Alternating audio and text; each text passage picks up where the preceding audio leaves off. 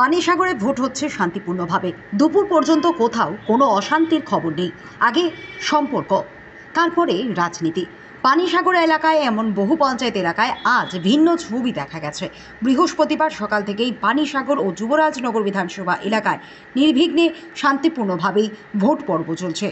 সকাল 7টা থেকে শুরু হয়েছে ভোট। বিকেল পর্যন্ত কোথাও কোনো অপ্রীতিকর ঘটনা ঘটেনি।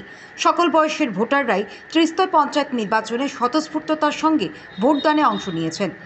পানিসাগরের বিধায়ক তথা বিজেপি নেতা বিনয় ভূষণ দাস গোটা পানিসাগর মহকুমা এলাকার প্রতিটি পঞ্চায়েতেই বিজেপি প্রার্থীরা বিপুল ভোটে জয়ী হবেন বলে আশা প্রকাশ করেন।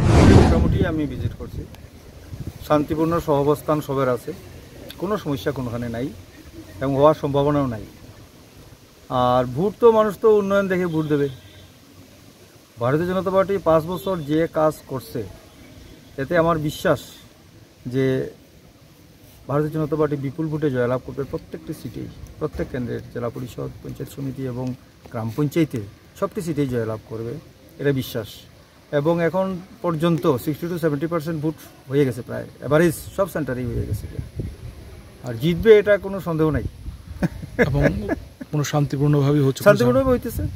এবং এমনও দেখছি খাওয়া দাওয়ার ব্যবস্থাটা সব পার্টি মিলিয়ে এক জায়গাতেই করছে, এমনও দেখে এলাম আজকে। খুব ভালো লাগছে আমার বক্তব্য হইলো বা আমাদের পার্টির বক্তব্য হইলো যে আত্মীয়তা থাকবো, সম্পর্ক থাকতে হইব, রাজনীতি আলাদা জিনিস, ভোট যার যার পছন্দ মতো দিব, এটাই স্বাভাবিক। এবং এইটা যেন দীর্ঘস্থায়ী হয়, সারা জীবন যাতে এরকম পরিস্থিতি থাকে আমাদের মধ্যে, এবং এটা খুব ভালো লাগছে। নিরাপত্তাজনিত ব্যাপারে কতটুকু? অপরদিকে বিরোধী দল সিপিআইএম নেতা তথা যুবরাজনগর বিধানসভার বিধায়ক শৈলেন্দ্র চন্দ্র নাথ জানিয়েছেন, কিছু কিছু স্থানে প্রথমে অল্প স্বল্প সমস্যা হলেও ভোট নির্বিঘ্নেই হচ্ছে। যুবরাজনগর বিধানসভার প্রতিটি পঞ্চায়েতেই সিপিআইএম প্রার্থীরা জয়ী হবেন বলে ওনার বিশ্বাস। প্রাপ্ত খবর মোতাবেক দুপুর 2টো পর্যন্ত পানিসাগর ব্লক এলাকায় 64.61% ভোট পড়েছে। ত্রিস্তর পঞ্চায়েত নির্বাচন চলছে, আপনি চারিদিকে ঘুরছেন, নির্বাচন কেমন হচ্ছে? এখন পর্যন্ত যে রিপোর্ট আমাদের কাছে, 2-1টা ছোটো মোটো ঘটনা ছাড়া এখন পর্যন্ত শান্তিপূর্ণ চলছে। এবং ভোটাররা কেমন মেজাজে ভোট দিচ্ছেন?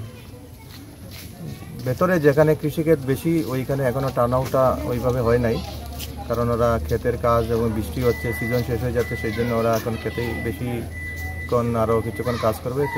মনে হচ্ছে যেমন 3টার পরে তারা বা 2টোর পরে তারা ভোট সেন্টারের দিকে হবে। যেমন পশ্চিম দিলতই যে 2টো ভোট সেন্টার, বেতাঙ্গি ভোট সেন্টার, পূর্ব দিলতইয়ের, এগুলিতে টার্ন আউটের সংখ্যা এখন কম। তো জিজ্ঞেস করে জানতে পারলাম ওরা কৃষিক্ষেত্রের মধ্যে রয়েছে, এটা তো 2-2-2.5টার দিকে ওরা আছে। আপনি তো এবার ত্রিস্তর পঞ্চায়েত নির্বাচনে এই যুবরাজনগর কেন্দ্রে বামফ্রন্টের হয়ে নেতৃত্ব দিয়েছেন, ফলাফল কি আশা করছেন? 19টা গ্রাম পঞ্চায়েতের আমার বিধানসভার মধ্যে পড়ে। 19টার মধ্যে আমরা সবকটা পঞ্চায়েতে আমরা কম্পিটিশনের মধ্যে রয়েছি। অ্যান্ড ক্যান্ডিডেট সিলেকশন, তাদের নমিনেশন এবং ক্যাম্পেইনের কাজ যেভাবে আমাদের হয়েছে, এবং আজকের যে সকাল থেকে যে রিপোর্ট পাচ্ছি সেটা থেকে বুঝতে পারছি যে আগামী 12 তারিখে যখন রেজাল্ট হবে আমরা একটা সারপ্রাইজ দিতে পারবো।